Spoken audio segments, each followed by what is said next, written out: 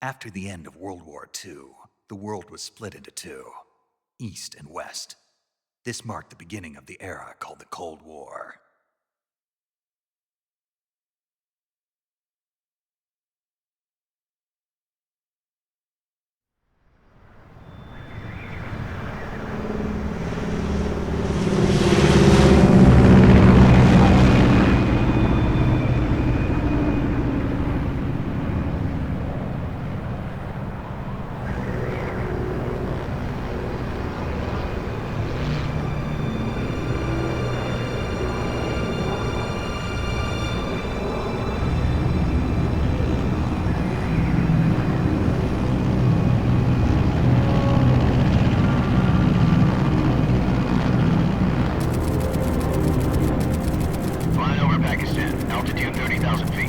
Approaching Soviet airspace.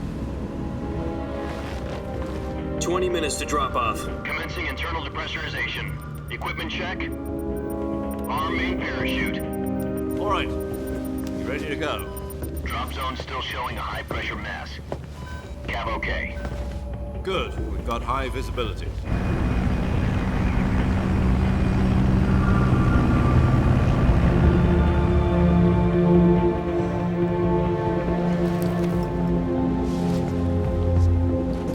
Put out that cigar. Connecting oxygen hose to interior connector. Put on your mask.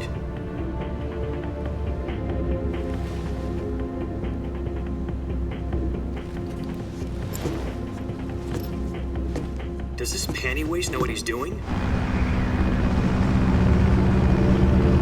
Approaching release point. 10 minutes to drop off. Hey, are you deaf? He said put out the cigar and put on your mask.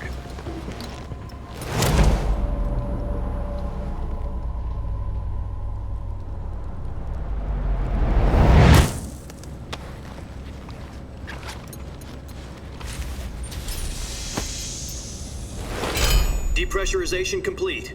Checking oxygen supply. 6 minutes to drop off. Opening rear hatch.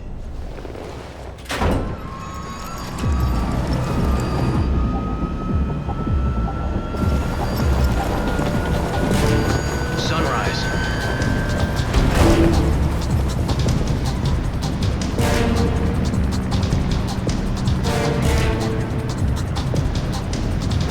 External temperature minus 46 degrees Celsius. 2 minutes to drop off. Stand up. You'll be falling at 130 miles per hour. Try not to get frostbite from the wind chill. 1 minute to drop off. Move to the rear. Activate the air bottle. This is one for the history books. The world's first halo jump. 10 seconds to drop off. Stand by. Status okay. All green. Prepare for drop-off. Countdown. 5, 4, 3, 2, 1. Spread your wings And fly. God be with you.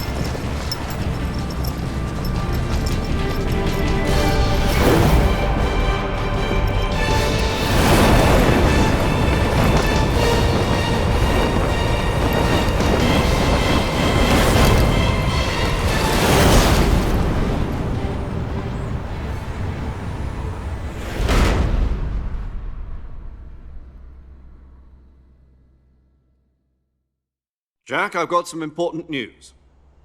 The head of the CIA has finally given us the green light for the virtuous mission. Virtual mission? No, the virtuous mission.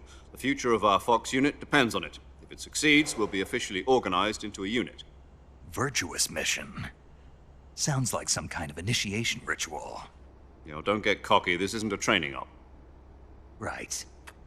So what exactly is this wonderful mission?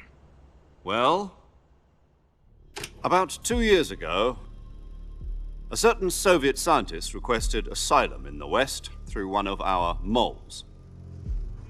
His name is Nikolai Stepanovich Sokolov. He's head of the OKB-754 Design Bureau, one of the Soviets' top-secret weapon research facilities, and the East's foremost expert on weapons development. Sokolov? Isn't he that famous rocket scientist? The very same. On April the 12th, 1961, the Soviets achieved the first manned spaceflight in history. The Earth was blue, but there was no God. Well spoken. The rocket that carried Yuri Gagarin into orbit was the A-1, known as the Vostok rocket. Sokolov is said to be the man most responsible for the multi-engine cluster used in that rocket. After Gagarin's flight, Sokolov left rocket development to become the head of the newly established Design Bureau. From a lowly technician to head of a design bureau, that's quite a success story, so why'd he want to defect? It seems he'd become afraid of his own creations. Afraid? Call it a crisis of conscience. And for that, he left his country and his family behind and went over the fence? Not exactly. One of his conditions was that his family was also to be taken safely to the west. We used a mole to get the family out first and succeeded in sneaking Sokolov over the Berlin Wall shortly afterwards. I was the one who conducted the operation. The security on the eastern side was still full of holes back then. Then what? We got Sokolov over in one piece, but the whole ordeal had left him exhausted, and we checked him into a hospital in West Berlin. It took him 2 weeks and more than 600 miles to get from the research facility in the Soviet Union to Berlin. He was in no condition to say anything coherent. And it was only a week later that we had something much bigger on our hands. The Cuban Missile Crisis. October the 16th, 1962, President Kennedy received word that the Soviets were in the process of deploying intermediate-range ballistic missiles in Cuba. The President demanded that the Soviets dismantle and remove the missiles. At the same time, he announced a naval blockade to prevent further missile shipments from reaching Cuba. But the Soviets didn't back down, instead placing their armed forces on secondary alert. Soviet transport ships carrying missiles continued on course towards Cuba. US and Soviet forces went on alert for an all-out nuclear war. Frantic negotiations were conducted through the UN's Emergency Security Council and unofficial channels to end the hair-trigger standoff. Finally, on October the 28th, the Soviet Union agreed to remove its missiles from Cuba, and so the world avoided a nuclear holocaust. But in order to get the Soviets to pull their missiles out, we had to make a deal. You mean the one where the US agreed to remove its IRBMs from Turkey? No.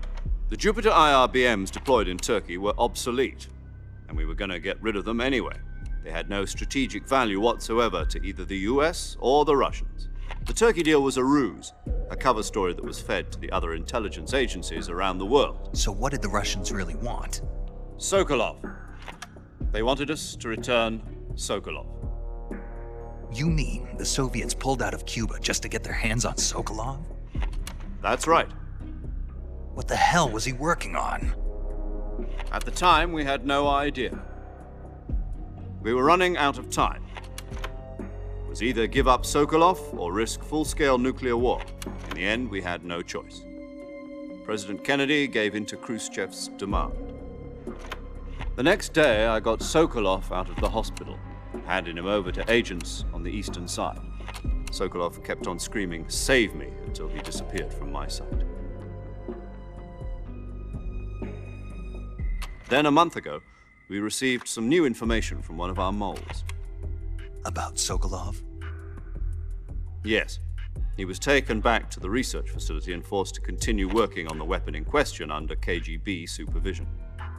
What's more, it's on the verge of completion. So what kind of weapon is it? Something to do with space rockets? No, missiles. Same technology. I guess you're right. We don't know the details, but it appears to be a new kind of nuclear device. For half a year now, the Soviets have been conducting frequent nuclear tests at Semipalatinsk. Something to do with the weapon, I assume. We're talking about a secret weapon so big that Khrushchev was ready to pull out of Cuba to get it back. Is Sokolov still in the facility? No. According to our intelligence, he's in Selinoyarsk, a place in the mountains about 3 miles to the west that's known as the Virgin Cliffs. The Virgin Cliffs. Nice name for a virtuous mission. They moved him there just recently. Why?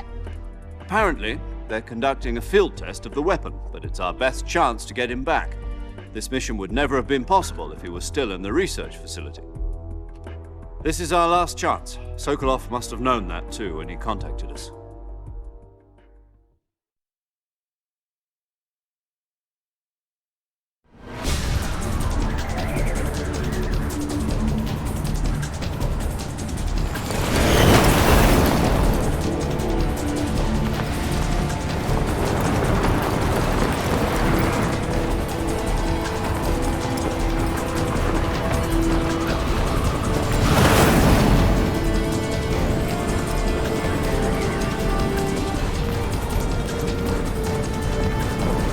Listen up, Jack. Your mission is to infiltrate Selino-Yarsk in the Soviet mountains, ensure the safety of Sokolov, and bring him back to the west.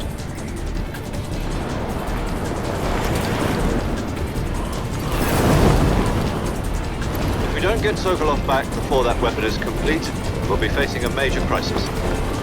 The clock is ticking.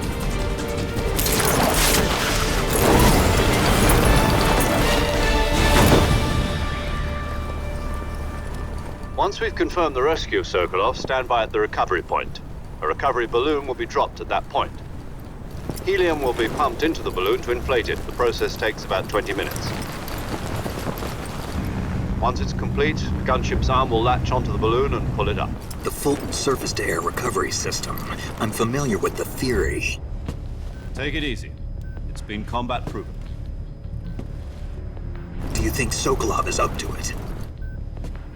The shock will be less than during a parachute jump, and the arm can handle up to 500 pounds. So you're planning on going over the border in a single combat Talon?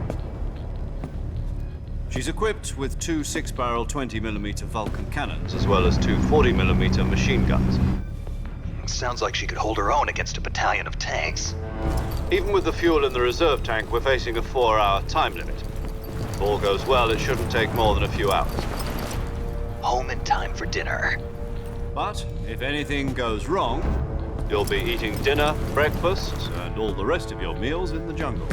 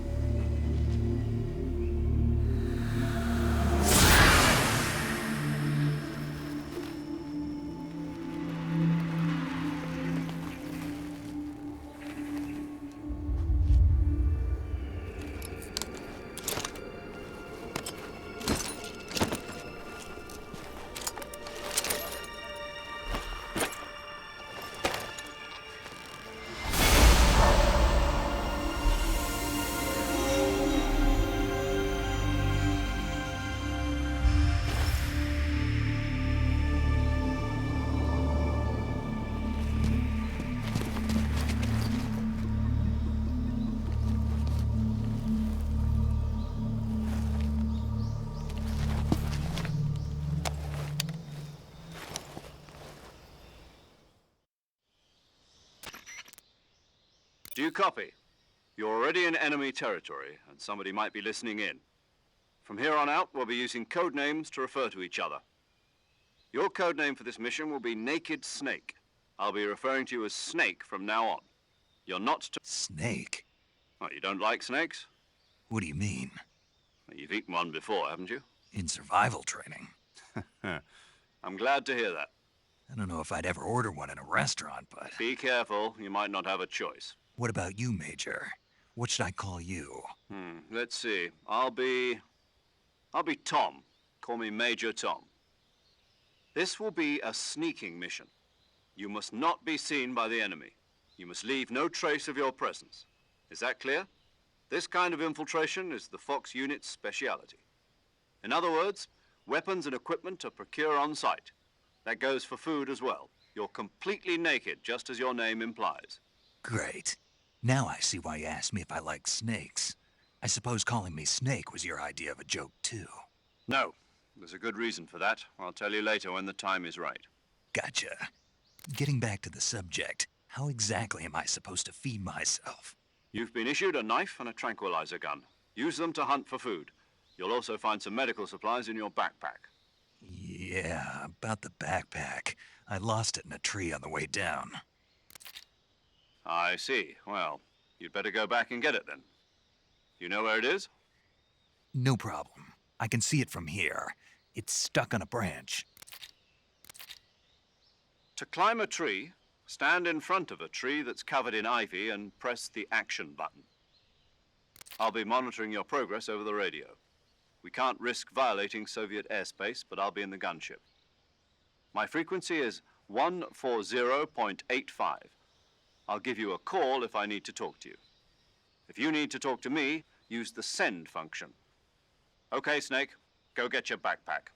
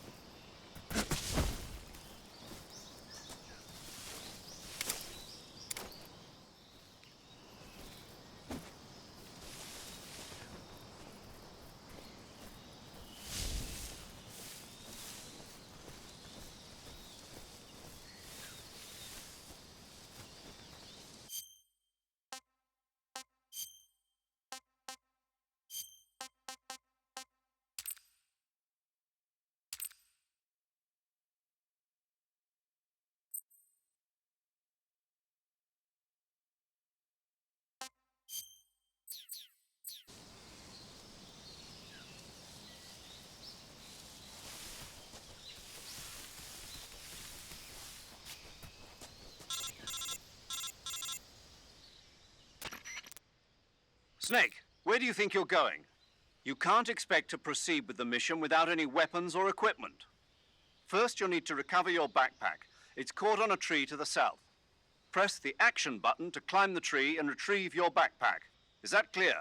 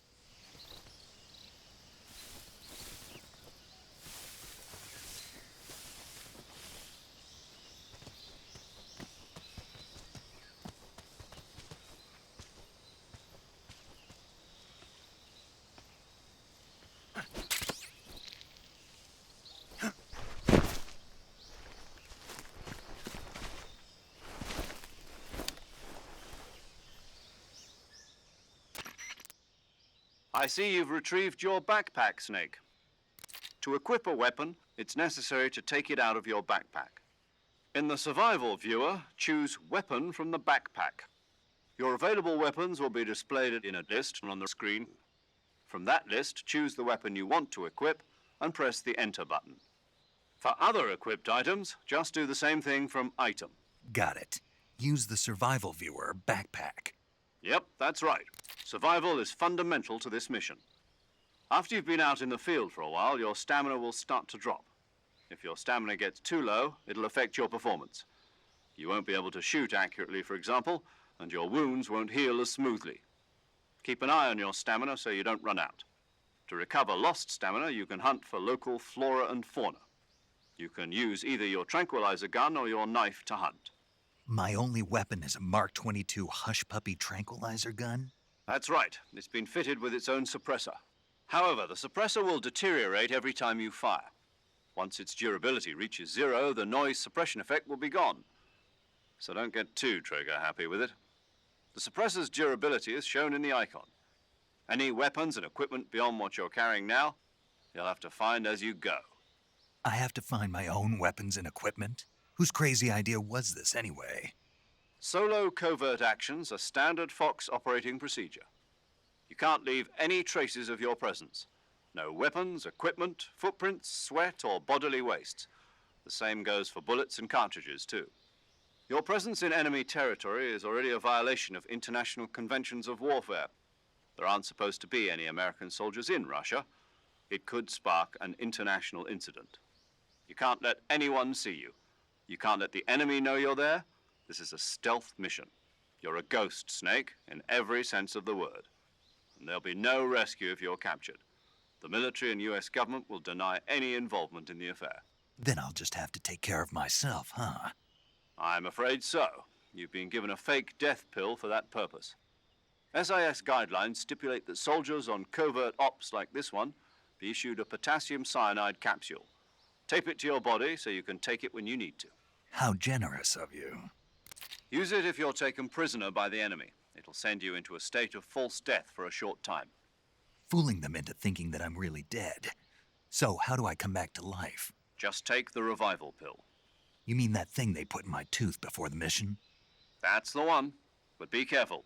If you remain in a state of false death for too long, nothing will be able to bring you back. Remember that. I'll keep it in mind.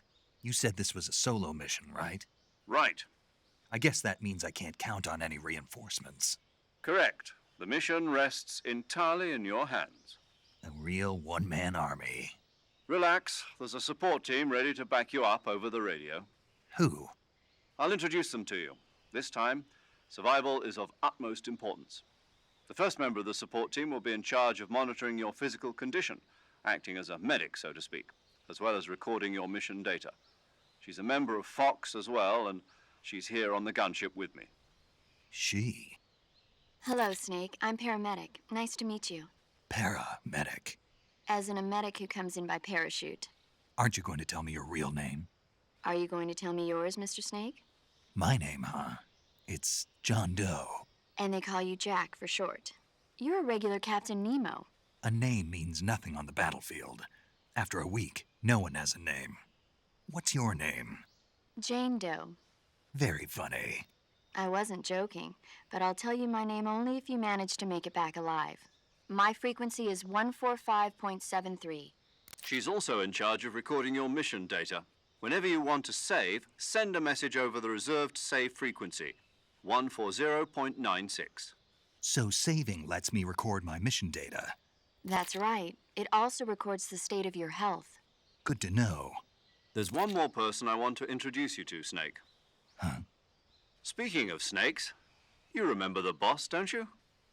A legendary soldier and your mentor. Actually, it was the boss that got the DCI's authorization in the first place. She's going to be serving as Fox's mission advisor. The boss is? She also helped me plan this mission. She and I were at SAS together. Jack, is that you? How many years has it been? Boss? That's right. It's me. Oh. Talk to me. Let me hear your voice. It's been 5 years, 72 days, and 18 hours. You've lost weight. You can tell just by the sound of my voice. Of course I can. I know all about you. Really? Well, I don't know anything about you. What's that supposed to mean? Why'd you disappear on me all of a sudden? I was on a top-secret mission. You didn't need me anymore. But there were still so many things I wanted you to teach me. No, I taught you everything you needed to know about fighting techniques. I taught you all I could. The rest you needed to learn on your own. Techniques, sure. But what about how to think like a soldier? How to think like a soldier? I can't teach you that. A soldier needs to be strong in spirit, body, and technique. And the only thing you can learn from someone else is technique. In fact, technique doesn't even matter. What's most important is spirit. Spirit and body are like two sides of a single coin. They're the same thing. I can't teach you how to think. You'll just have to figure it out for yourself. Listen to me, Jack. Just because soldiers are on the same side right now doesn't mean they always will be. Having personal feelings about your comrades is one of the worst sins you can commit. Politics determine who you face on the battlefield. And politics are a living thing. They change along with the times. Yesterday's good might be tomorrow's evil. Is that why you abandoned me? No, it had nothing to do with you. I already told you, Jack. I was on a top-secret mission. A soldier has to follow whatever orders he's given. It's not his place to question why. But you're looking for a reason to fight. You're a natural-born fighter, but you're not quite a soldier. A soldier is a political tool, nothing more. That's doubly true if he's a career soldier. Right and wrong have no place in his mission. He has no enemies and no friends. Only the mission. You follow the orders you're given. That's what being a soldier is. I do whatever I have to get the job done. I don't think about politics. That's not the same thing. Sooner or later, your conscience is going to bother you. In the end, you have to choose whether you're going to live as a soldier or just another man with a gun. There's a saying in the Orient, loyalty to the end. Do you know what it means? Being patriotic. It means devoting yourself to your country. I follow the president and the top brass. I'm ready to die for them if necessary. The president and the top brass won't be there forever. Once their terms are up, others will take their place. I follow the will of the leader, no matter who's in charge. People aren't the ones who dictate the missions. Then who does? The times. People's values change over time, and so do the leaders of a country. So there's no such thing as an enemy in absolute terms. The enemies we fight are only enemies in relative terms, constantly changing with the times. As long as we have loyalty to the end, there's no point in believing in anything, even in those we love. And that's the way a soldier's supposed to think? The only thing we can believe in with absolute certainty is the mission, Jack. All right, but do me a favor. What is it? Call me Snake. Snake. Oh, right. Your codename is Snake. It suits you well. That's right. The legendary unit that the boss put together during World War II was a snake. The Cobra unit, a group of heroes that brought the war to an end and saved the world. As long as you've got a legendary hero backing you up, you'll be fine. Isn't that right, Snake? Yeah, I can't think of anyone else I'd rather have with me. Oh, and one more thing, boss. Yes? It's good to hear your voice again. Same here. After all, who knows if either of us will make it out alive? Snake, you are always best at urban warfare and infiltrating buildings. But this is the jungle. Survival is going to be key. Those CQC techniques I taught you are sure to come in handy. CQC? Close quarters combat, huh? I've been in the Green Berets for the past few years.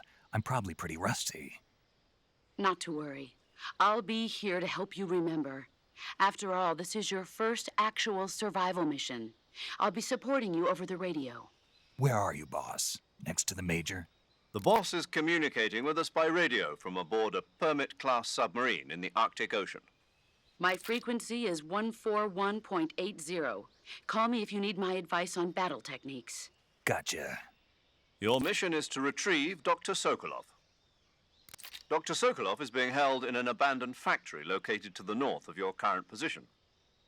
Avoid heavy combat and don't let anyone see you. Don't forget that this is a stealth mission. Snake, try to remember some of the basics of CQC.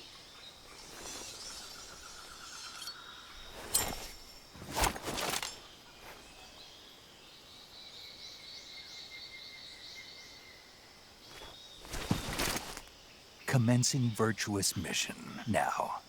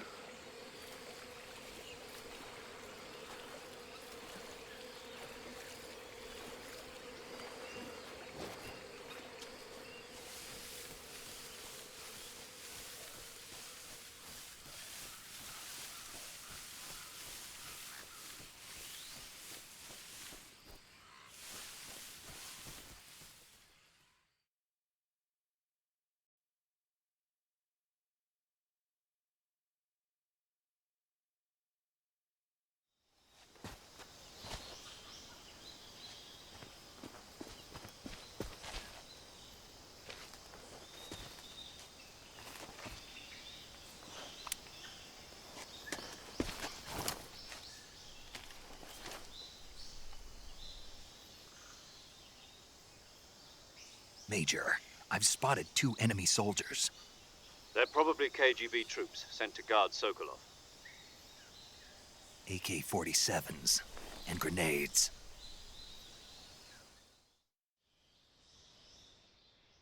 Snake, your presence in Soviet territory is already a violation of international law. We can't let the Kremlin find out that the CIA and the American government are involved. Contact with the enemy is strictly prohibited. Don't engage them in battle either. This is a stealth mission. Got that? The Major is right. The point of this mission is to sneak through the jungle without being seen. The success of the mission depends on how well you use your camouflage. Change your camouflage by selecting Camouflage from the Survival Viewer. The Uniform option lets you pick your uniform, while the Face option lets you change your face paint. Choosing camouflage that blends in with your surroundings will help you conceal yourself more effectively. Also, don't forget that anything that moves will stand out in the jungle. If you just stand up and run around like an idiot, you're bound to be spotted. But if you crawl instead, you should be able to sneak by without being noticed. You can see how effective your camouflage is by looking at the Camo Index. The Camo Index shows how well your current camouflage blends in with the surrounding area. The higher the value, the harder you are to spot, and vice versa. The key is to make yourself one with nature. Keep that in mind as you go along, okay?